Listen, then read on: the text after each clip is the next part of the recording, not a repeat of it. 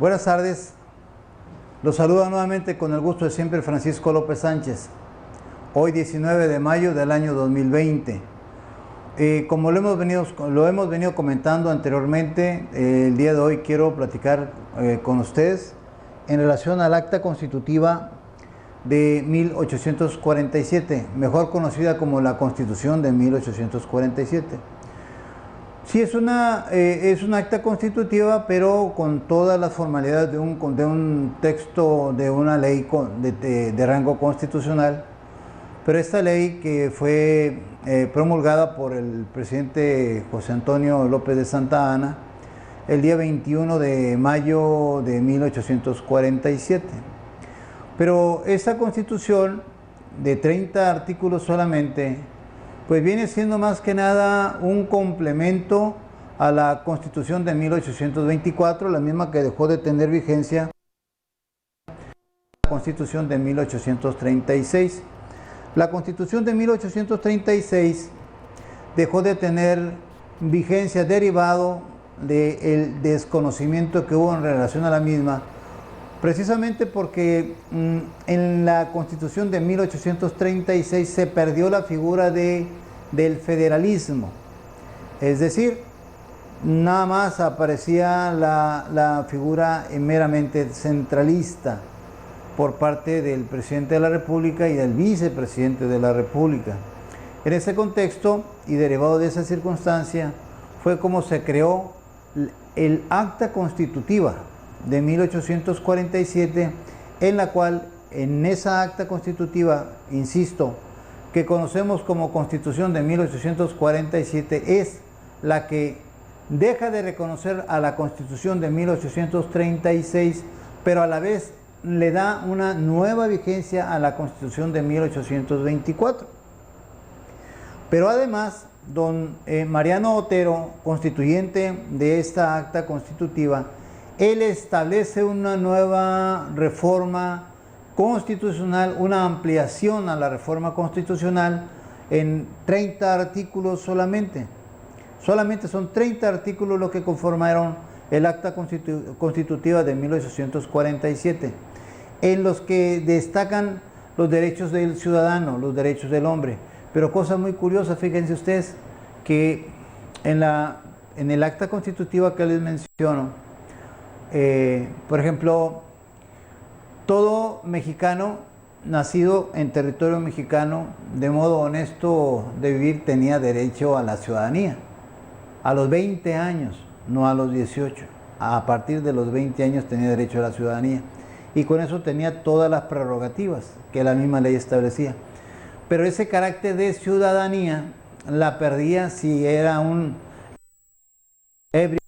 Híjole, pues hoy día, si tuviera vigencia esa Constitución, pues imagínense ustedes, ¿no?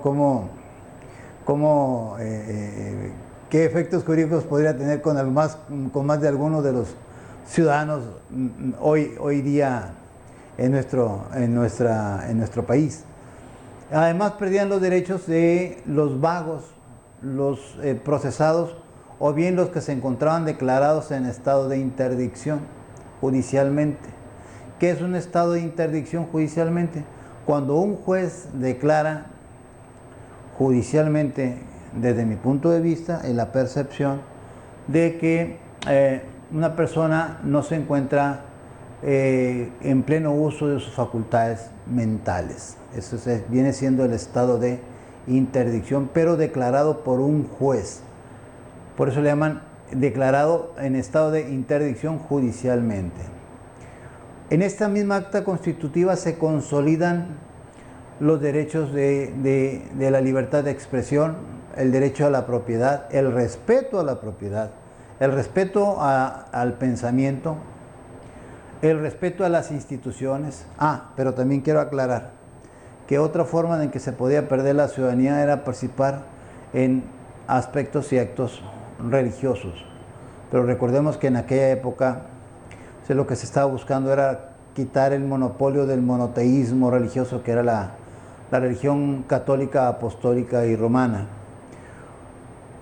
Pero volviendo al tema volviendo al tema de los derechos relativos a las garantías individuales, pues nosotros nos encontramos que, por ejemplo, ya también lo que era al derecho a la manifestación de las ideas por medio de impresos, ya no había necesidad de otorgar fianza, ya no había necesidad de estar peleando con la propia autoridad con respecto al reconocimiento de los valores y a sus derechos y garantías individuales. Pero cuando nosotros hablamos de respeto a los derechos por parte del gobierno, aquí aparece de una manera muy significativa la novedosa figura ya más firme, más consolidada acerca de lo que viene siendo el juicio de amparo. Aquí en el artículo 25 de esta acta constitutiva es donde ya se establecen tribunales específicos también para proteger, para preservar la Constitución en cuanto al derecho y el respeto a los derechos humanos y del ciudadano, donde ya se erigieron también tribunales por los cuales el ciudadano podía acudir ante ellos, la autoridad A o la autoridad B, o la entrada en vigor de la ley A o de la ley B en cuanto a la entrada en publicación, ya venía causándoles a ellos un perjuicio en cuanto a la publicación de la ley y la entrada en vigor de la misma. O bien el actuar de la autoridad no fue con respeto a todos los lineamientos y obligaciones que la propia Constitución en aquel entonces establecía. Entonces vemos nosotros que en la Constitución de 1847, en 21 de mayo de 1847, ya se encuentra de manera más consolidada. Pero no podemos olvidar también nosotros que el juicio de amparo inicialmente proviene también de la Constitución de Yucatán, del estado de Yucatán, donde don Manuel Crescencio Orejón Sánchez, constituyente yucateco, fue quien lo estableció en la Constitución Política del Estado Libre y Soberano de Yucatán, y fue adoptado por don Mariano Otero, que fue el que inició esta ampliación, esta acta constitutiva, junto con todos los demás constituyentes que ahí mismo aparecen al final de este documento, donde se encuentra entre ellos a don Pomposo Verdugo, diputado en aquel entonces representando al estado de Sinaloa. Son las personas que ellos estuvieron muy al pendiente y estuvieron en las sesiones de discusión, en la emisión del dictamen, o sea, en todo lo que viene siendo el proceso legislativo para la propia Constitución. ¿Y cuál es el proceso legislativo? Todos ustedes lo saben. Un proceso legislativo se inicia con la iniciativa, en este caso de la Constitución de 1847, con el dictamen de la Constitución, el dictamen aprobatorio para la creación del acta constitutiva que conocemos como Constitución de 1847, de la discusión de esa misma acta, de la aprobación.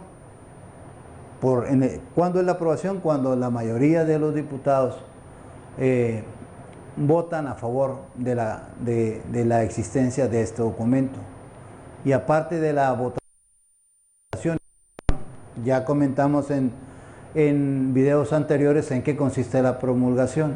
¿Quién hace la promulgación? El presidente de la República a manera de decreto, lo recordaremos perfectamente.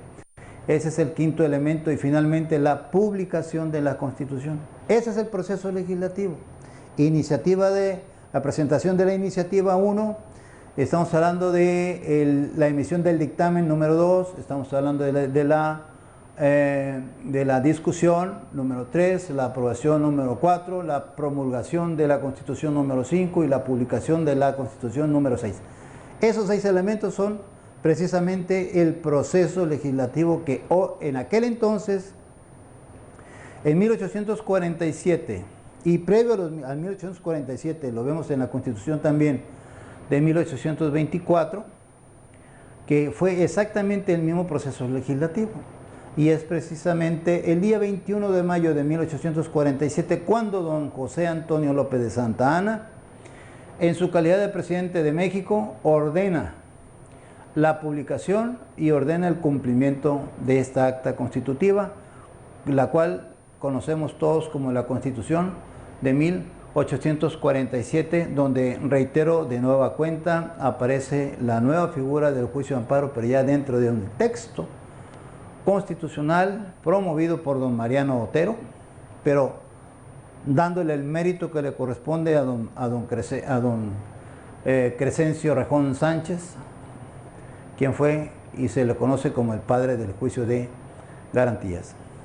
Esto es lo que quería comentarles a ustedes en esta ocasión, y desde luego quiero aprovechar para mandarle un saludo muy afectuoso y fraterno a la alumna Alba del grupo 483 de la Facultad de Derecho, a quienes quiero agradecerles siempre todo el enorme apoyo que han tenido para conmigo dentro del aula y fuera del aula, porque son excelentes alumnos. Y ya saben ustedes que cualquier cosa que se ofrezca, en lo que yo les pueda servir, estoy para ello, desde luego, con todo gusto, de todo corazón, y como siempre lo he hecho, a cambio de nada, solamente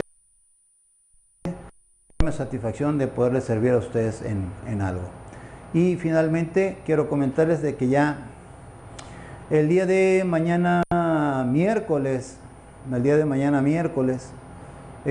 ya se va a subir la primera lección de lo que viene siendo el juicio de amparo en su parte general. Y para que estén atentos, y a los alumnos que están cursando la carrera con la materia de Derecho Constitucional 3, pues considero que les va a poder servir de apoyo, y creo que les pueda servir de mucho. Y por favor les pido, suscríbanse al canal, échenme la mano. Necesitamos hacer más grande todo este esquema, que lo único que se busca es poderles a ustedes servir, a ustedes como alumnos, a ustedes como exalumnos y a ustedes como sociedad, porque todo esto que estamos platicando pues es una historia, es la historia del México desde el punto de vista jurídico, del punto de vista político, desde el punto de vista constitucional, pero este pasado es un deber de todos nosotros como mexicanos, que tenemos y debemos conocer para, como les he dicho, conocer de dónde venimos, y además también para saber proyectar nuestro futuro. Y adicionalmente a ello, quiero decirles que una vez más, cuidémonos, mantengámonos en casa, y los que tengamos que salir a laborar, pues mantengámonos con esa sana distancia, para que el problema tan grande y tan enorme que estamos viendo, que es el COVID-19, coronavirus, podamos seguir adelante. Y desde luego hay que reconocer de que ya la propia Organización Mundial de la Salud dijo que vamos a tener que aprender a vivir con esto, como lo hemos aprendido nosotros. Hemos aprendido a vivir con otro tipo de virus, la influenza, por ejemplo, el propio catarro, y a las personas de la tercera edad, a los adultos mayores, a quienes se encuentran con problemas de cuidarse más especialmente. Y un especialista lo dice, que la mejor forma en que podemos nosotros ser autoinmunes a este tipo de eventos es precisamente el ejercicio. Hagamos ejercicio, ayudémonos nosotros mismos, porque ayudándonos nosotros mismos estamos en condiciones de que, siendo autoinmunes, no se corre el riesgo de que vayamos a contagiar a los demás. Les mando un saludo con mucho aprecio y con el respeto de siempre. Pasen ustedes una bonita tarde y siempre lo mejor de la vida. Hasta pronto.